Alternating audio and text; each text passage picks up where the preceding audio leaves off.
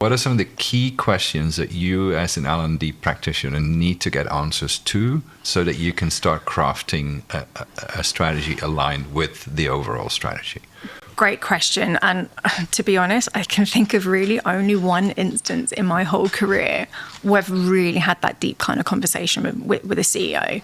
And it was a man, but he allowed me that space and the psychological safety to ask me those questions. Like, what do you want to know? I was like, well, tell me the challenges that you're facing right now. And it goes back to what we were talking about in the previous episode. Yeah. What's keeping you awake at night?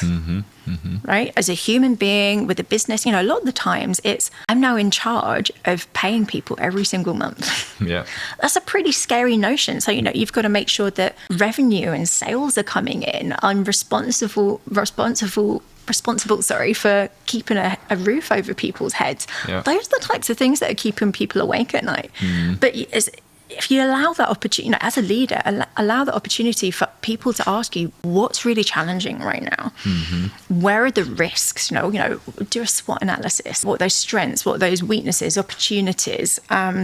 Where do you see yourself in 1 year's time, or where do you want to be?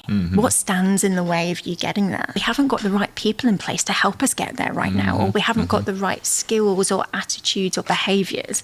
That's what we need to change. And it's either we've got to develop those skills, or if they're not willing to develop those skills, we've got to hire people with those skills as well. So it's creating space and allowing that opportunity to have really deep conversations, and then you can steer the ship where you want to go. Because ultimately, you do need to have all of that data gathered, that understanding before you can craft a proper L&D strategy.